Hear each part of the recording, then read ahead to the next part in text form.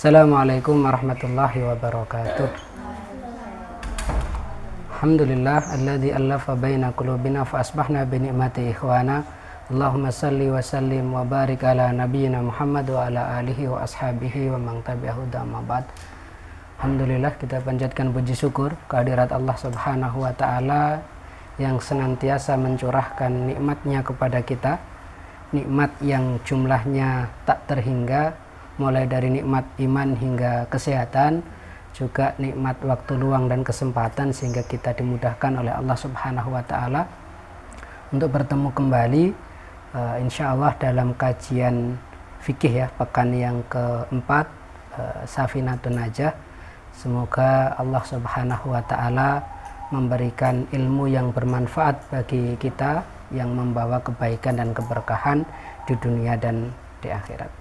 Salawat serta salam semoga tetap tercurah kepada uswatun hasanah kita Rasulullah Muhammad sallallahu alaihi wasallam, yang telah memberikan contoh dan keteladanan kepada kita semua, dan semoga kita dimudahkan oleh Allah Subhanahu wa taala untuk meneladani beliau, melanjutkan perjuangan beliau, dan semoga kelak kita semuanya mendapatkan syafaat beliau sallallahu alaihi wasallam.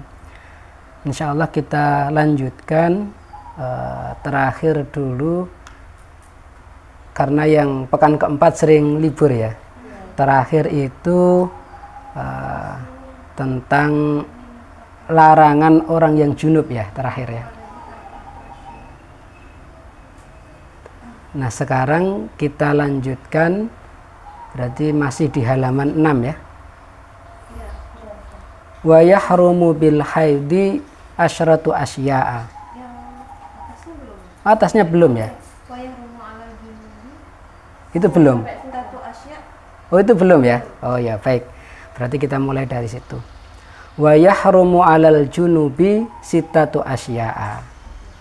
Wa yahrumu, dan diharamkan, 'alal junubi, atas orang yang junub, sittatu, 6, asya'a, hal, 6 hal ya. Al-awwalu as-sholah, yang pertama adalah sholat. Jadi orang yang junub itu orang yang punya hadas besar, terutama setelah berhubungan suami istri. Nah, itu junub.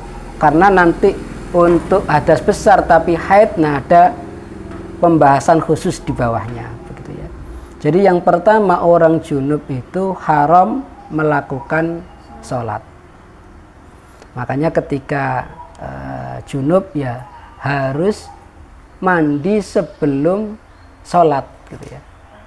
Kadang yang jadi pertanyaan itu pas Ramadan, orang yang puasa itu kan tidak diwajibkan untuk, atau tidak disyaratkan untuk suci dari hadas besar. Tapi orang yang sholat subuh itu disyaratkan suci dari hadas besar. Sehingga memang orang yang terlambat bangun setelah berhubungan suami istri, misalnya terlambat bangun, nah itu puasanya tetap sah, tetapi kalau dia langsung sholat, ya sholatnya tidak sah, harus mandi dulu, gitu ya.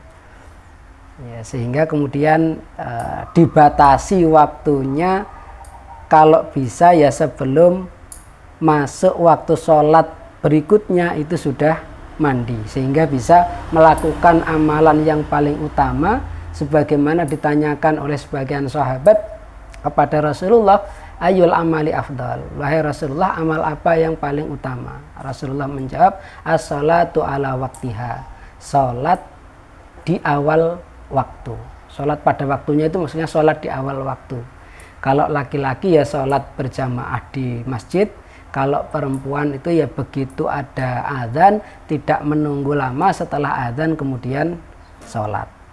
Nah, ini untuk bisa sholat harus suci dari hadas besar, sehingga bersegera untuk mandi, begitu ya. Kalau yang disunahkan itu setelah punya hadas besar itu langsung mandi gitu ya. Setelah jima itu langsung mandi. Tapi ketika itu malam dan dingin, Rasulullah juga pernah mencontohkan beliau tidak langsung mandi tetapi wudhu dulu terus tidur. Nah, mandinya nanti sebelum subuh begitu. Nah, ini yang pertama yang diharamkan adalah sholat. Wa tawaf dan tawaf. Nah, tawaf itu juga sama seperti sholat, harus suci dari hadas besar. Yang ketiga, wa masul mushafi. Wa dan masu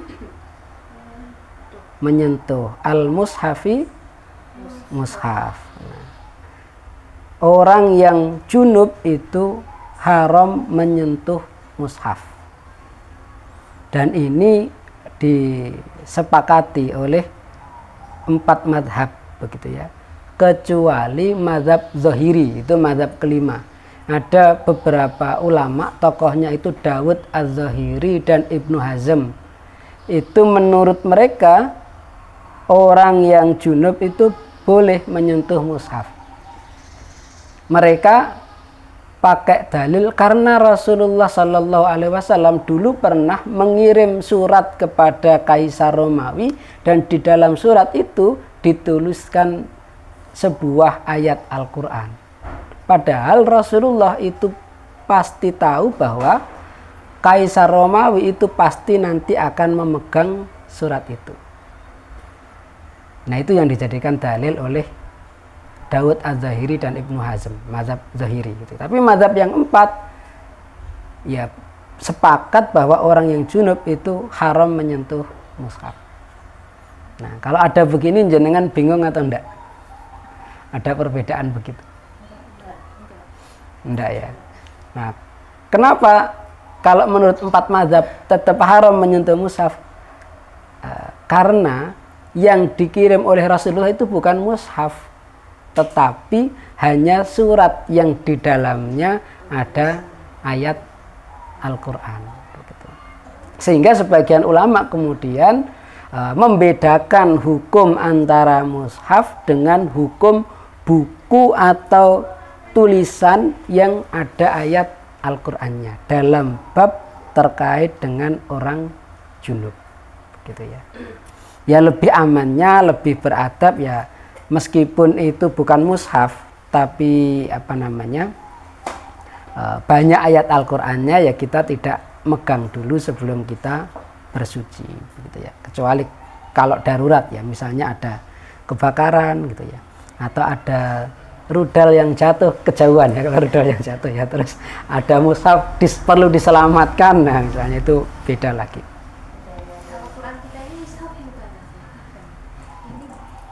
Karena ada terjemahnya ya. Sebagian ulama mengatakan kalau itu lengkap berarti dia mushaf, meskipun ada terjemahnya. Tapi ada yang mengatakan kalau ada terjemahnya tidak termasuk mushaf. Ya lebih punya lebih bagus adabnya ya kita perlakukan sebagaimana mushaf, sehingga ketika kita punya adas besar ya kita tidak menyentuhnya gitu. Dan itu yang dijadikan dalil kenapa kemudian nanti kalau yang berikutnya ya, yang keenam sih pembahasannya. Nah, yang keempat wahamluhu. Apa? Wa hamlu itu apa? Membawa. Hunya adalah mushaf. Jadi membawa mushaf itu juga terlarang gitu ya, ketika dalam kondisi junub. Jadi menyentuh mushaf itu juga tidak boleh.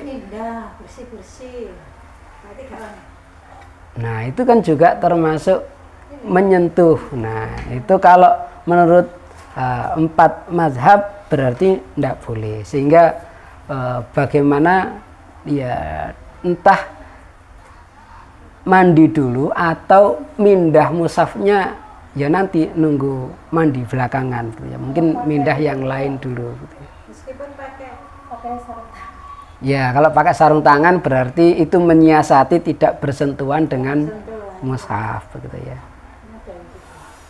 Nah, membawa itu kemudian dibahas di dalam beberapa kitab fikih. Kalau misalnya itu mushaf dengan barang-barang lain di dalam tas, nah itu tidak termasuk wahamluhu, karena itu disebut membawa tas, bukan membawa mushaf. Gitu ya.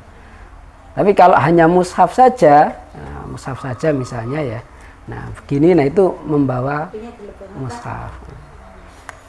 Nah kalau HP, nah itu juga apa, HP itu mushaf atau enggak begitu ya, karena HP itu kan, iya, kalau pas dibuka ya berarti itu bisa dianggap sebagai mushaf ya, ketika HP sedang dibuka mushafnya begitu ya. Ketika aplikasinya tidak ditampilkan ya berarti ya bukan mushaf.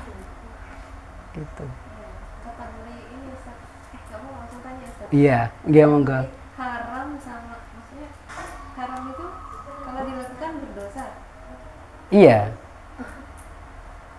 Sehingga kita lebih berhati-hati, meskipun juga itu tadi ya, perbedaan pendapat ulama itu kalau bukan mushaf murni, nah itu ulama berbeda pendapat. Kalau mushaf murni semuanya sepakat, menyentuhnya berarti termasuk diharamkan saat kondisi junub.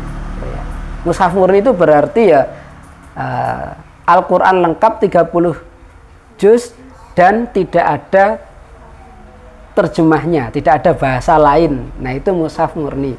Nah kalau ada terjemahnya, nah itu ada yang berbeda pendapat. Apalagi HP. Nah itu lebih banyak. Ada terjemah ya? Nah ya akhirnya jadi HP itu sendiri itu sudah aplikasi Quran di HP itu sudah apakah termasuk mushaf atau enggak. Nah itu sudah ada perbedaan pendapat. Apalagi kalau ditambahi dengan terjemahnya. Jadi ada perbedaan pendapat. Dan meyakini satu pendapat itu artinya membawa konsekuensi pada amalannya. Karena orang membaca Al-Quran dengan membaca mushaf atau membaca yang bukan mushaf itu pahalanya akan berbeda. Lebih banyak yang pahalanya yang dibaca itu benar-benar mushaf gitu ya. Karena nanti kalau misalnya dalam Ihya Ulumuddin ya dijelaskan pahala orang yang membaca Al-Quran dengan orang yang murajaah itu banyak orang membaca Al-Quran karena dia melihat mushaf salah satunya. Kalau murajaah itu kan tidak melihat mushaf. Nah, sehingga kalau kita tadi menganggap, oh ini yang saya bawa Al-Quran terjemah ini bukan mushaf. Ketika kita membaca berarti tidak dapat pahala melihat mushaf. Gitu ya. Tapi ketika kita meyakini bahwa ini juga mushaf, nah itu satu konsekuensi gitu ya. Berarti pahala saya membaca melalui yang saya pegang ini juga ada pahala melihat mushaf gitu. Nah nanti hukumnya juga kalau kita berpendapat itu mushaf ya berlaku hukum mushaf, kalau enggak ya tidak berlaku hukum mushaf gitu. Jadi akhirnya bagaimana? Meyakini yang terjemahan mushaf atau enggak? Iya, tetap lebih baik itu menjaga adab begitu ya. Kalau junub sih masih bisa ya. Kalau pas yang bab yang di atasnya itu, pas mandi yang tidak punya wudhu, Iya. haram. Nah, yang itu kemarin kan kita bahas apa namanya? Ada perbedaan pendapat di kalangan ulama, termasuk juga dalam bab membatalkan wudhu itu kan juga ada perbedaan pendapat begitu ya. Sehingga memang ya idealnya ya ketika kita mengaji apalagi dalam kondisi menyentuh mushaf itu ya suci dari hadas besar dan hadas kecil. Jadi itu keluar dari khilafiyah ulama gitu ya. Nah itu lebih utama gitu ya.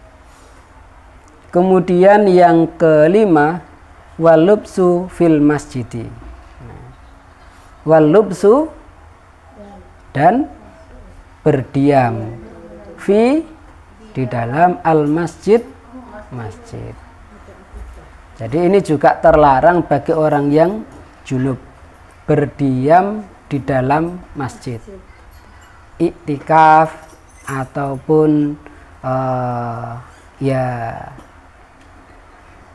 duduk di dalam masjid begitu ya.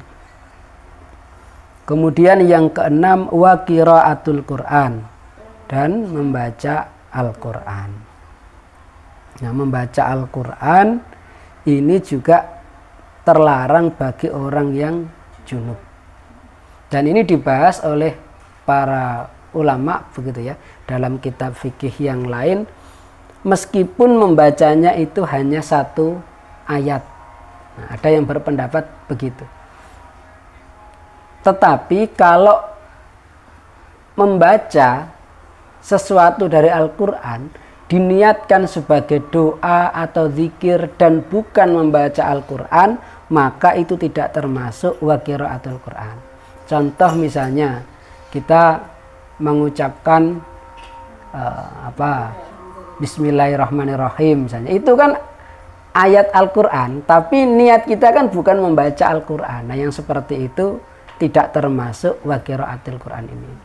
Atau misalnya kita berdoa, Rabbana ighfir lana wa li ikhwanina alladzina sabaquna bil iman wa la tajal fi qulubina ghillan lil ladzina amanu rabbana innaka ra'ufur rahim. Atau tadi naik kendaraan ya, subhanalladzi sakhkhara lana hadza wa ma kunna lahu muqrin wa inna insyaallah wa inna ila rabbina lamunqalibun. Nah, itu kalau kita niatkan doa bukan membaca Al-Quran ya berarti boleh begitu ya, meskipun dalam kondisi junub. Tapi kalau kita niatkan membaca Al-Quran, nah itu tidak boleh.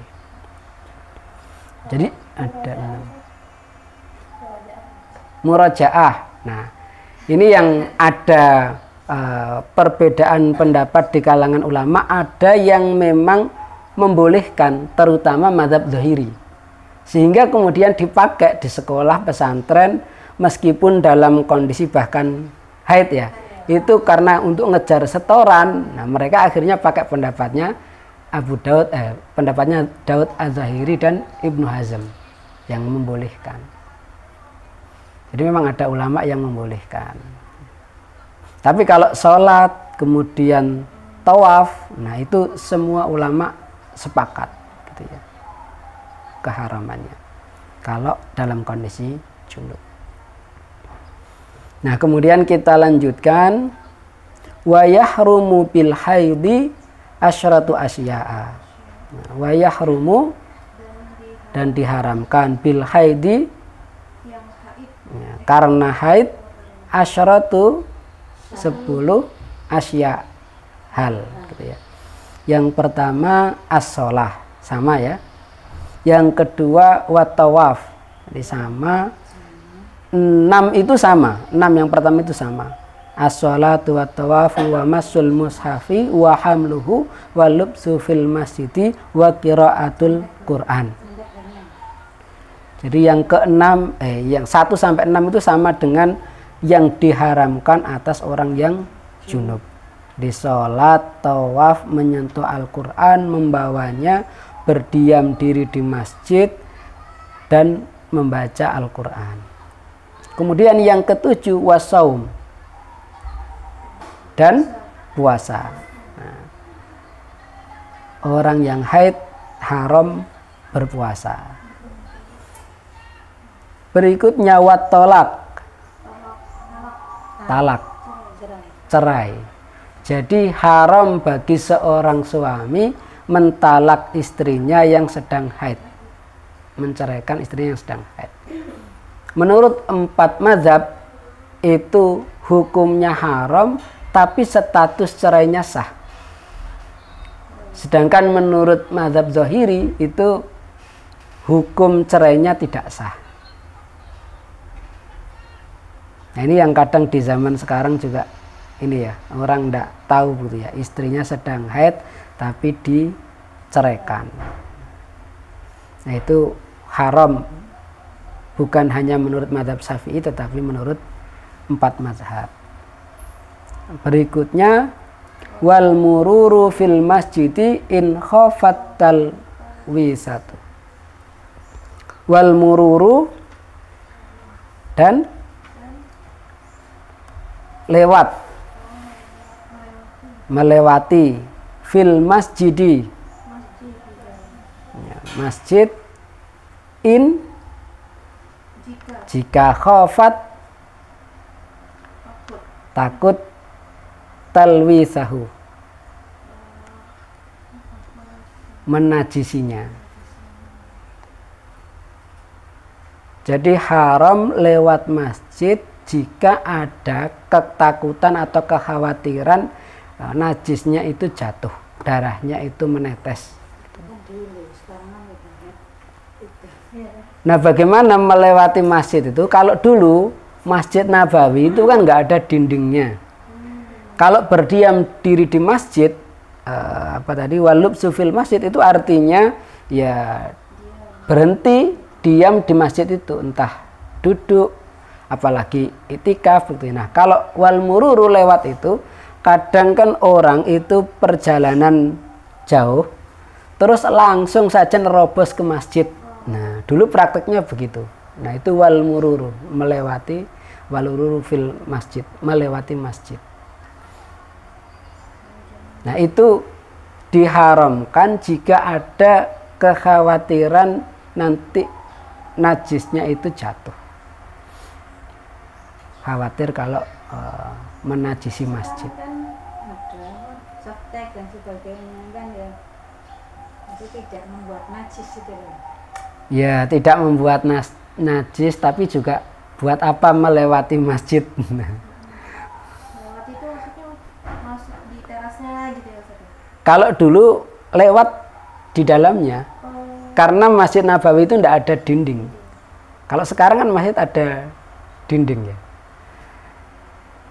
Nah, ada pertanyaan juga, yang dimaksud dengan masjid itu yang mana? Ya. Menurut sebagian ulama, yang dimaksud masjid itu adalah yang ditempati sholat. Sehingga kalau itu area tidak ditempati sholat, nah itu tidak termasuk kategori masjid dalam bab ini. Contoh misalnya masjid punya aula, masjid punya toilet, nah itu tidak termasuk bagian dari masjid yang dibahas dalam bab ini. Teras ditempati sholat atau enggak? Kalau teras itu sebagian ulama mengkategorikannya sebagai masjid, karena kadang-kadang juga ditempati sholat. Nah, kalau depannya tempat parkiran, nah itu ya aman ya. Jadi melewati itu benar-benar melewati bagian dari masjid. Iya, bagian dari masjid. Iya. Contoh misalnya seorang guru atau ustadzah misalnya ya di sekolah, waktu pagi dia ngajar di masjid, kontak motornya ketinggalan. Nah, pas siang dia haid, sore dia baru ingat waktu mau pulang, loh kontak saya di masjid. Nah, itu dia boleh asalkan ndak mengotori masjid untuk masuk ke masjid mengambil kontak itu. Nah, itu dianggap wal mururu fil masjid, melewati masjid. Karena nggak berdiam di situ, hanya masuk kemudian ngambil kontak gitu ya. Tapi kalau nggak ada perlunya ya lebih aman tidak melewati masjid. Nah, kalau dulu itu karena memang itu masjidnya nggak ada pintunya, kemudian orang itu kalau mau lewat jalan pintas nerobos ke masjid, nah itu biasa. Kalau sekarang kan ya masa nerobos masjid itu ya kayak nggak ada kerjaan gitu ya, kan jalannya banyak. Nah, kemudian yang ke-10 wal istimta'u bima baina surrati warukbati. Wal istimta'u, dan apa? Menikmati bima, dengan apa-apa yang baina, antara as-surrati pusar, warukbati dan lutut. Artinya wanita yang sedang haid itu suaminya dilarang menikmati antara pusar dan lutut. Jadi bukan hanya jima begitu ya. Ya jima termasuk begitu ya, bahkan yang paling utama begitu ya. Tetapi meskipun tidak jima, tapi kalau itu antara pusar dan lutut, nah itu tidak boleh kemudian dinikmati. Kalau suami mencium istrinya yang sedang haid, nah itu boleh begitu ya. Atau kalau mau bersenang-senang, yang penting di luar antara pusar dan lutut, nah itu boleh. Kemudian kita lanjutkan sekarang memasuki pembahasan tayamum. Faslun, utawi ikilah fasal bab gitu ya. Asbabu tayammumi salasatun. Asbabu sebab-sebab. At-tayamum tayamum salasatun ada 3. Al-awalu fakdul ma'i. Fakdul ma'i apa? Tidak adanya air. Jadi tayamum itu baru boleh dilakukan kalau ada sebab yang pertama nggak ada air. Nah, kalau nggak ada air baru boleh tayamum. Beda dengan istinja ya. Istinja itu meskipun ada air, itu pilihan untuk menggunakan al-hajar atau batu dan sejenisnya. Tapi kalau wudhu itu selama masih ada air ya wajib wudhu, pakai air ya, tidak boleh tayamum. Kemudian misalnya dalam fikih manhaji itu diterangkan kalau kita mencari air sampai pada kesimpulan tidak ada air itu jaraknya setengah farsah, itu 2,5 kilo. Jadi kalau kita mencari 2,5 kilo itu tidak ada air, ya itu sudah termasuk radiusnya 2,5 kilo, begitu ya. Sehingga tidak diharuskan misalnya di sini tidak ada air, terus di alun-alun ada air, kita tidak diharuskan ke alun-alun karena itu sudah jauh, ya melebihi jarak setengah farsah. Jadi kalau di zaman sekarang kayaknya semampet-mampetnya PDAM tidak sampai nggak ada air ya. Kan ada apa namanya? Ada tandon, kalaupun tandonnya nggak tandonnya habis misalnya, kemudian masih ada air yang lain. Air galon kan juga termasuk suci ya, suci mensucikan berarti boleh gitu ya. Contoh ekstrim kalau dalam hal ini misalnya ketika safar di gurun pasir gitu ya, atau di mana lagi pas di tengah sawah dan sawahnya sedang kering gitu ya, nah itu mungkin nggak ada air. Kalau di kita ini di GKP ya, kalaupun misalnya tandonnya habis terus mau beli apa itu yang tangki juga ndak ada misalnya, nah kalau di masjid masih ada air, nah berarti kita wudhu di masjid. Nah yang kedua wal marodu, dan sakit. Ada air tapi sakit, dan kalau pakai air itu justru bisa membahayakan keselamatan, membahayakan nyawa, nah itu boleh tayamum. Atau sakit dan tidak bisa wudhu, tidak bisa apa namanya ngambil air begitu ya. Tapi kalau masih bisa ke kamar mandi begitu dan tidak membahayakan kesehatannya, ya masih wudhu. Kemudian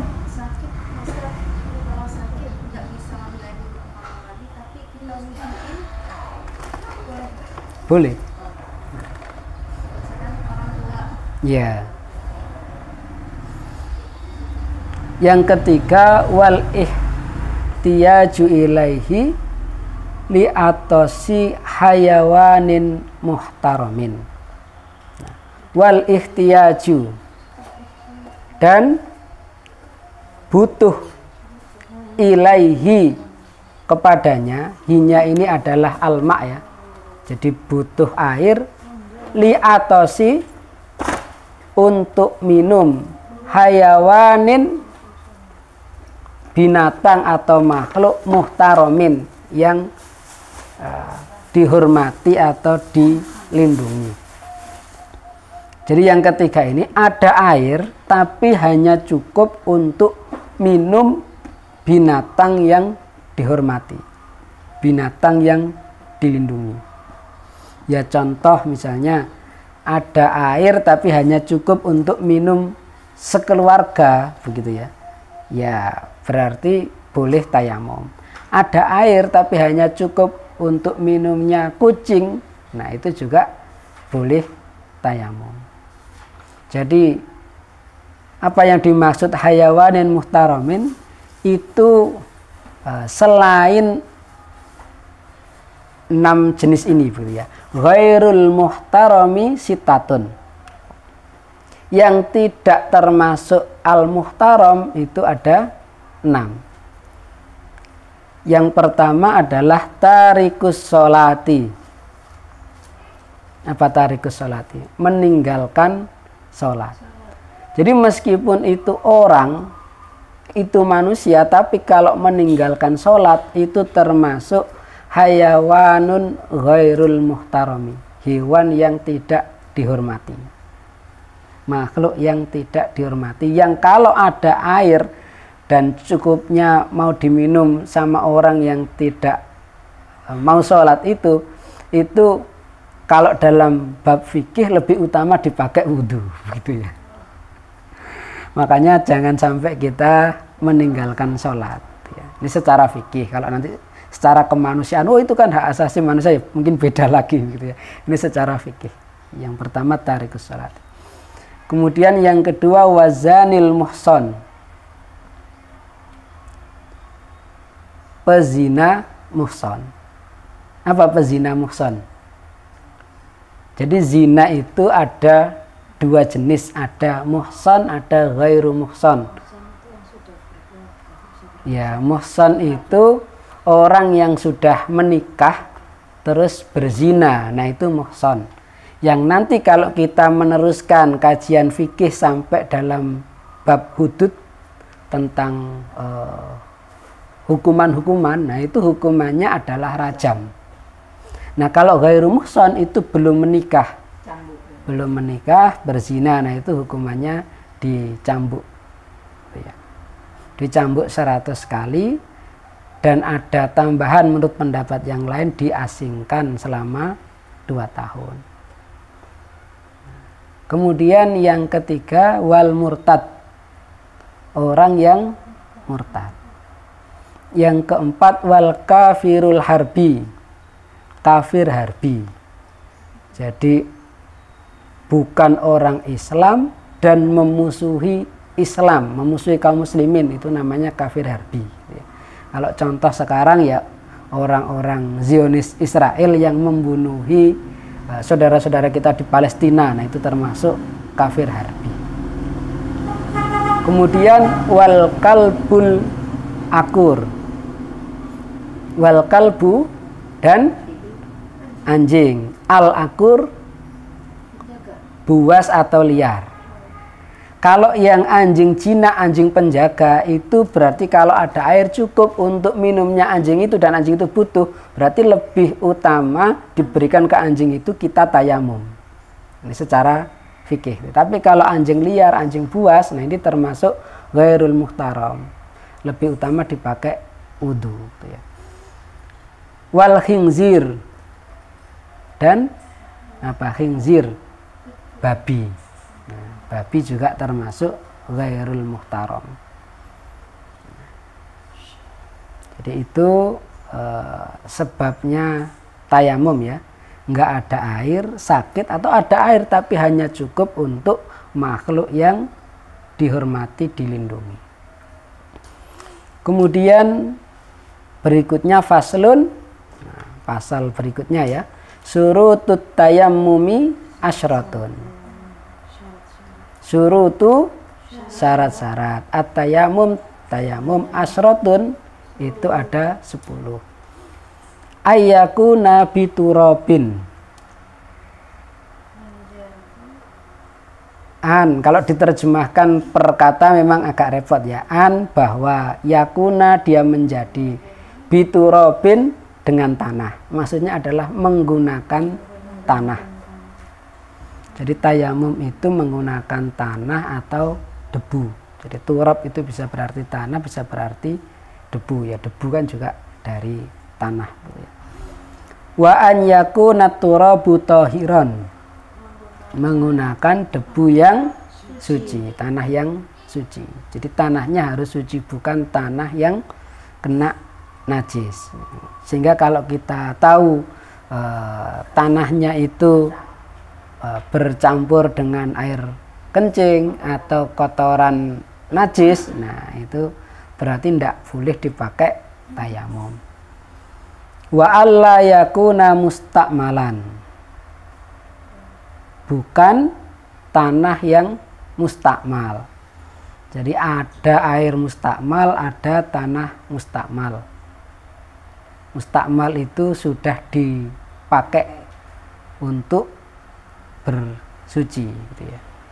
Dan mustakmal itu kalau dalam wudu itu yang digunakan untuk membasuh anggota yang wajib itu mustakmal.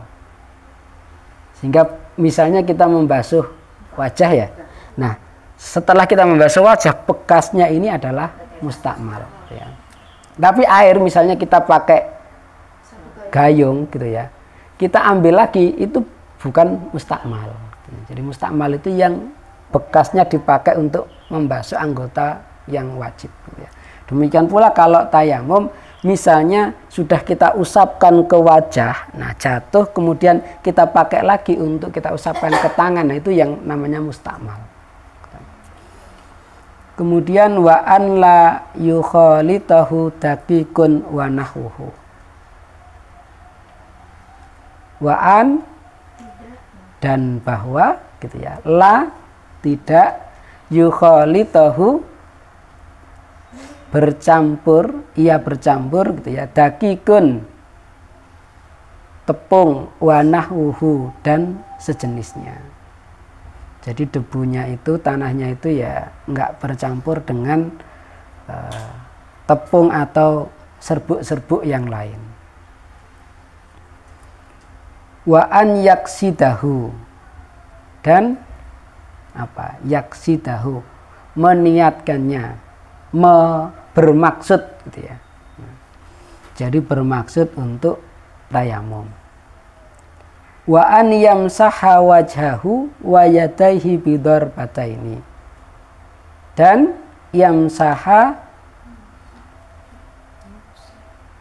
mengusap wajhahu, wajahnya, wa yadayhi, dan dua tangannya, bidarbataini, sampai dua sikunya. Jadi tayamum itu ya cuma dua anggota itu aja. Beda dengan wudu. Jadi enggak ada mengusap kepala, enggak ada kaki begitu. Wa an yuzilan najasata awalan, dan yuzila menghilangkan an-najasata, najis awalan, diawali atau didahului dengan menghilangkan najis, atau bahasa yang enak ya, menghilangkan najis terlebih dahulu. Jadi kalau ada najis ya dihilangkan terlebih dahulu. Misalnya tangannya kena najis atau wajahnya kena najis, nah itu najisnya dihilangkan dulu. Wa an yajtahida fil qiblati qablahu, dan yajtahida itu bersungguh-sungguh fil qiblati, menghadap kiblat, qablahu, sebelumnya. Jadi diupayakan agar tayamumnya itu juga sudah menghadap kiblat. Nah, kenapa? Karena tayamum ini nanti penjelasan berikutnya itu hanya untuk satu kali sholat fardu. Beda dengan wudhu. Wudhu itu bisa dipakai sepanjang wudhunya tidak batal. Nah kalau tayamum setiap kali sholat fardu harus tayamum. Tapi kalau sunat boleh 2 kali. Sunnah boleh. Jadi misalnya sholat duhur, gitu ya. Qobliyah duhur boleh, ba'diyah duhur boleh, begitu ya. Kemudian mau nambah sholat mutlak misalnya atau sholat hajat, nah itu juga boleh. Wa an yakuna tayammumu ba'da dukhulil waqti. Dan tayamum, melakukan tayamum itu sesudah masuknya waktu. Jadi beda dengan wudhu. Wudhu itu ya misalnya sekarang kita wudhu, ya itu justru lebih baik karena kita akan dapat pahala menjaga wudhu sampai duhur nanti, bahkan sampai seterusnya hingga batal.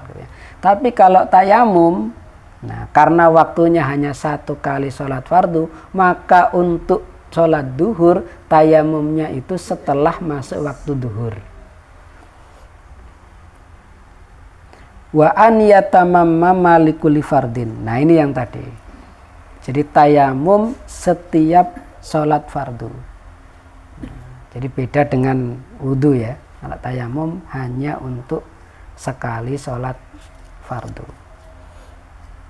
Tapi alhamdulillah ya, mungkin kita jarang atau bahkan mungkin tidak pernah tayamum ya. Jadi memang lebih repot daripada wudhu begitu ya. Dalam hal itu tadi sekali. Karena ya alhamdulillah di Indonesia ini air melimpah gitu ya. Kecuali kalau memang tadi karena sakit dan tidak boleh menyentuh air, nah itu mungkin baru tayamum. Tapi kalau tayamum karena kekurangan air itu kayaknya belum pernah ya. Atau ada yang sudah pernah? Enggak ya. Jadi alhamdulillah enggak pernah kemarau panjang gitu ya. Faslun furudut tayammumi khamsatun. Iya. Syarat debunya itu harus debu, nggak boleh yang menempel. Kalau mazhab Maliki itu membolehkan semua benda yang menempel di bumi. Jadi misalnya di sini gitu ya. Itu karena menempel dengan bumi itu diperbolehkan. Tapi yang jadi persoalan dan kadang-kadang masih dilakukan itu tayamum dengan menyentuh kursi pesawat. Itu tidak diperbolehkan sebenarnya. Kenapa? Karena yang pertama, hampir semua kursi pesawat itu sudah dibersihkan sampai nggak ada debunya. Yang kedua, kalaupun mau pakai mazhabnya Maliki, pesawat itu tidak terhubung dengan bumi. Meskipun sebagian juga ada yang ini ya, yang mungkin ulama kontemporer yang memperbolehkan kalau pesawatnya panjang begitu ya. Itu kemudian tayamum aja dengan ini ya, kursi pesawat atau jendela. Sebenarnya jendela kan juga sama. Jendela itu bersih, nggak ada debunya. Dalam? Kan nggak bisa masuk. Kalau pesawat kan kedap, nggak bisa masuk.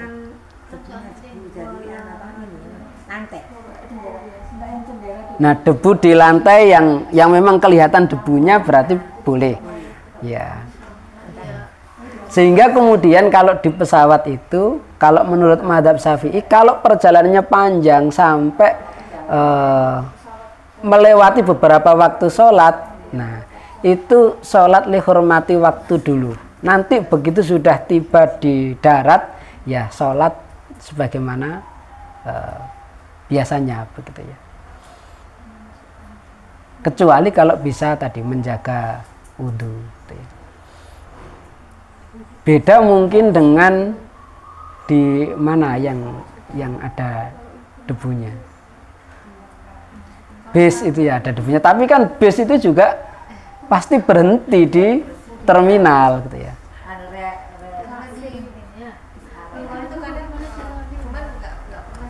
Iya. mungkin kantong ya ini Iya. pesawat tuh ada waktunya pasti sebenarnya. Iya. Gue pernah di SCP seandainya terus pakai air tuh airnya disemprotkan itu bisa ya wudhu juga. Air disemprotkan, ya termasuk nanti bisa kalau apa namanya mengusap kepala, nah sudah otomatis pasti semua ulama sepakat. Nah kalau itu membasuh wajah dan membasuh tangan, nah itu apakah termasuk itu? Nah sebagian ulama mungkin mengambil rukhsahnya di situ, gitu ya. Yang penting itu sudah bisa mengalir, begitu ya. Itu termasuk membasuh. Jadi membasuh itu ada mengalirnya. Kalau mengusap itu kan yang penting air yang menempel, nah itu termasuk mengusap.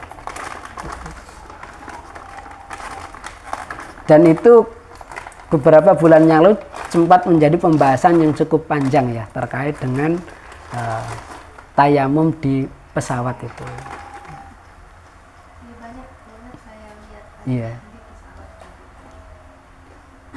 Ya karena itu tadi persoalannya yang pertama apakah ada debunya gitu ya. Yang kedua kalaupun nggak ada debunya kemudian pakai madzhab yang memperbolehkan yang penting benda itu terhubung ke bumi, pesawat itu kan tidak terhubung gitu ya, karena pesawat itu beda dengan ini kan masih terhubung dengan bumi, nyambung gitu. Pasti ambil di toilet atau minta air minum mungkin. Nah, Minta air minum kan? nah itu jadinya wudhu ya. Tapi boleh ndak wudhu di toiletnya pesawat? Boleh.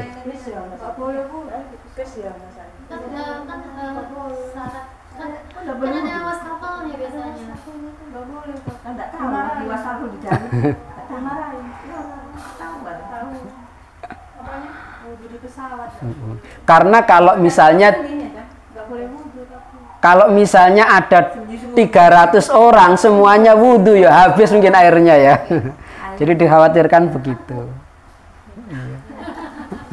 Boleh nggak maksudnya karena airnya terbatas kita tampung aja pakai tisu misalnya, terus pakai ini gitu. Lebih utama tetap sholat ini apa namanya dengan sempurna, dalam artian berapa waktu sholat yang dilewati itu misalnya gitu ya. Subuh biasanya kan subuh ya, kita biasanya kan subuh yang kelewatan kan, ketika di jalan masih subuh kan tidak mungkin dikodok kan, atau dijamak maksudnya. Nah itu solusinya kalau dalam madzhab Syafi'i, yang pertama sholat lihormati waktu, yang penting sekedar sholat untuk menghormati waktu, nanti kalau sudah di darat ya dikodok begitu. Iya.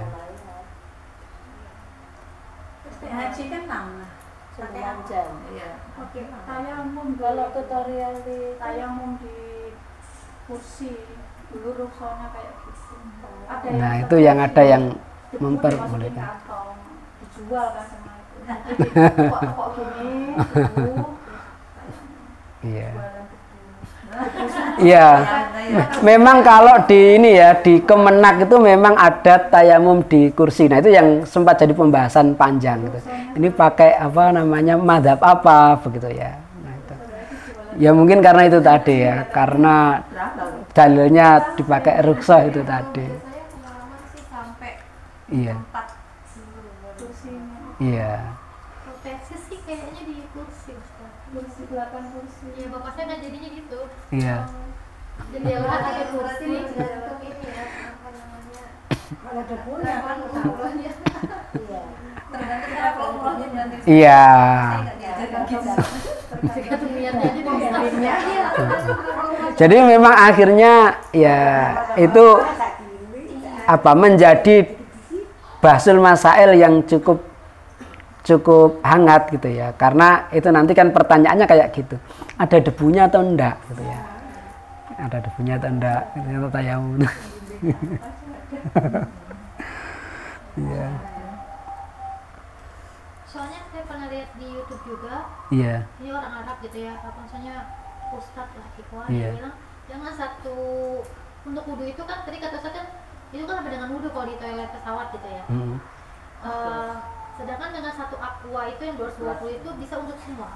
Iya, bisa. Seperti ini benar-benar usap saja. Maksudnya kalau itu kan tadi bukan wudhu yang basah-basahan, pas diomelin selesai kan ambil air kita usap kan boleh gitu.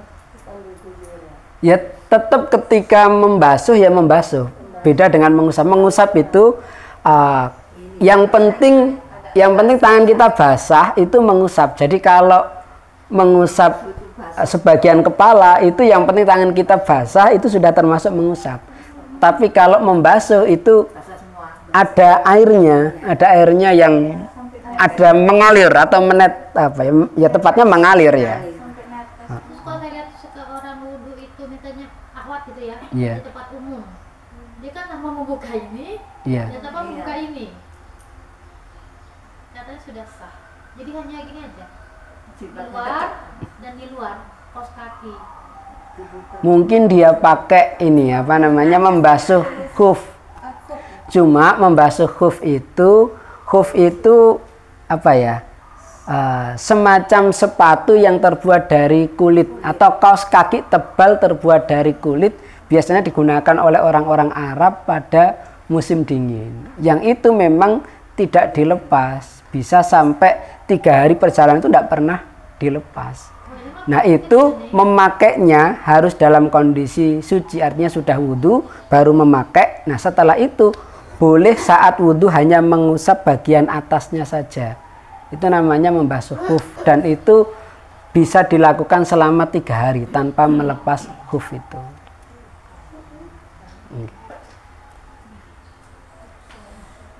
Jadi memang ini ya, kalau dalam fikih itu memang banyak khilafiyah begitu ya.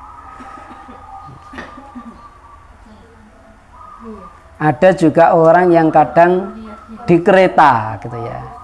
Di kereta kemudian tayamum. Nah, kalau di kereta itu diperbolehkan wudhu kan, bahkan disediakan musola. Gitu. Kereta yang eksklusif. Ada Bu yang Ada biasa ada. Terus sekarang ada. Iya. Kalau yang jarak dekat ya enggak perlu kan. Kan jarak dekat kan sholatnya nanti kan ya di stasiun, naik komuter gitu kan ya, sholatnya kan di stasiun atau di masjid gitu ya. Itu yang jauh-jauh, kayak misalnya dari Surabaya ke Jakarta gitu ya, ya ke Lampung, keretanya masa bisa sampai ke Lampung? Oh, transit Jakarta.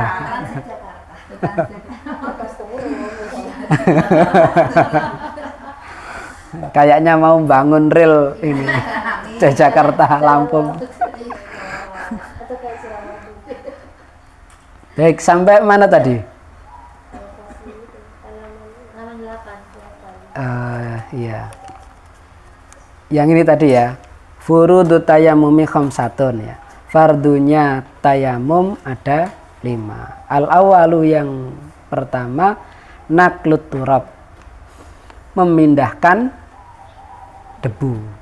Nah, memindahkan debu itu prakteknya ya kalau dari tanah kemudian apa namanya tangan kita menempel ke tanah itu, nah ini sudah termasuk memindahkan. Asani yang kedua an-niyah. Yang kedua adalah niat. Jadi istilah fardu itu kalau dalam Safinatun Najah itu sama dengan rukun. Nah niatnya apa? Kalau dilafatkan di bagian bawah itu ada ya. Nawaitu tayammuma, apa itu? Listibahati sholati fardalillahi ta'ala. Aku niat tayamum untuk bolehnya sholat fardu karena Allah Ta'ala. Jadi dalam mazhab Syafi'i tayamum itu bukan menghilangkan hadas kecil, tapi tayamum itu untuk boleh sholat. Sehingga kalau wudhu itu kan liraf'il hadasil asghari, tapi kalau tayamum itu untuk bolehnya sholat.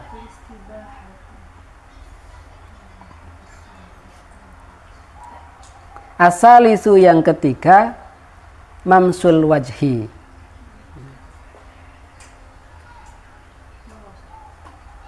apa namanya, mengusap wajah gitu ya.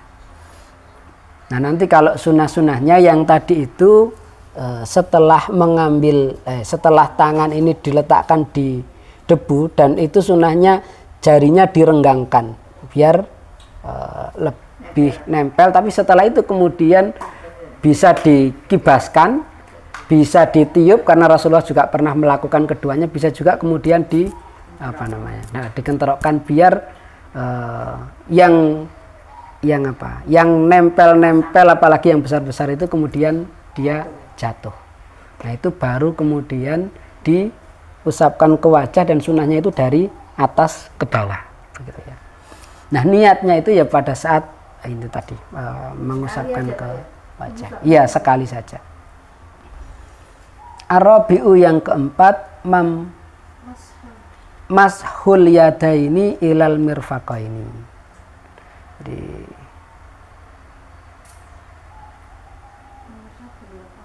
basuh kedua tangan sampai dua siku. Nah ini yang sunnahnya juga yang kanan dulu. Al-khamisu yang kelima, at-tartibu bainal mashataini. Tertib antara dua basuhan itu. Jadi setelah wajah baru tangan. Nah, tidak boleh dibalik. Jadi sebenarnya caranya lebih sederhana. Cuma yang tadi yang repotnya itu tadi. Hanya dipakai untuk satu kali sholat fardu. Nah, berikutnya faslun. Nah, fasal mubtilatut tayammumi salasatun. Yang membatalkan tayamum ada 3. Al-awwalu ma abtalal wudu. Apa-apa yang membatalkan wudu. Masih ingat ya yang membatalkan wudu?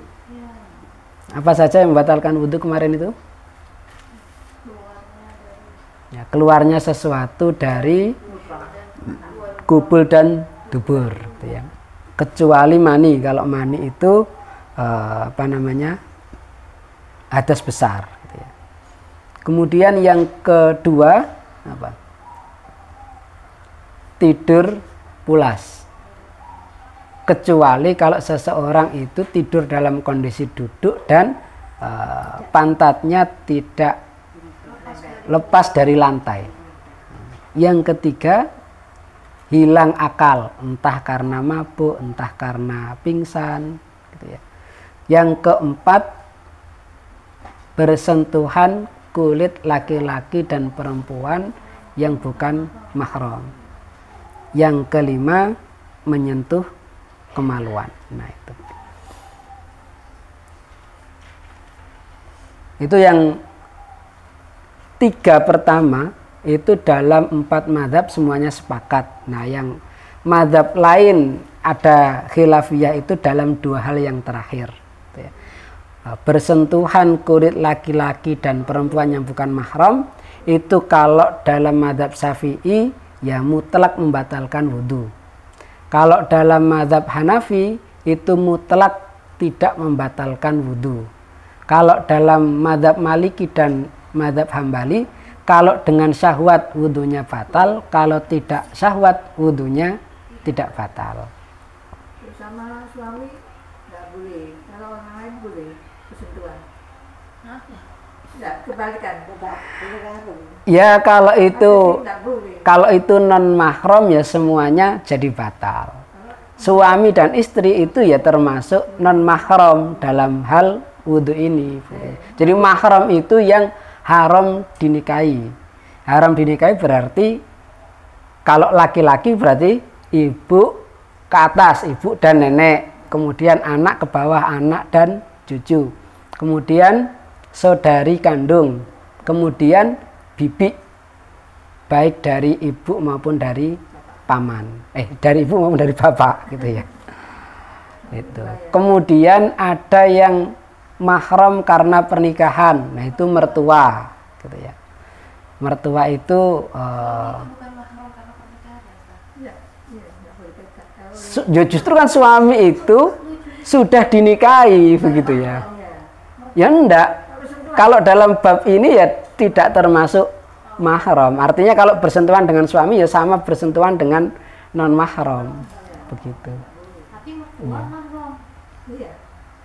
Kan Bu. Iya, karena kita tidak boleh menikah dengan mertua. Boleh menikah dengan suami, tapi tidak boleh menikah dengan mertua. Gitu. Meskipun suaminya meninggal, itu tidak boleh menikah dengan mertua.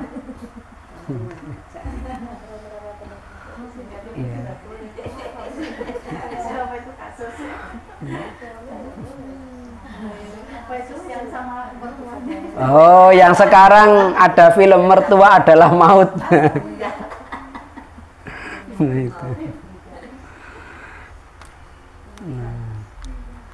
Itu. Kemudian mungkin tambah satu lagi ya, ini meskipun babnya bukan tayamum ya. Faslun alladzi yadhuru minan najasati salasatun. Yang apa namanya? Oh, belum ya? Oh, baru yang mana tadi? Oh ya, yang kedua. Waridah. Ridah itu murtad. Kemudian yang ketiga, watawahumul ma'i intayammama lifaktihi. Apa namanya? Menemukan air yang tadi saat tayamum itu tidak ada. Jadi tayamum, pada saat tayamum itu nggak ada air. Kemudian setelah tayamum ternyata baru jalan sebentar, loh ini ada sumber air gitu ya. Itu berarti tayamumnya juga batal, harus wudhu gitu.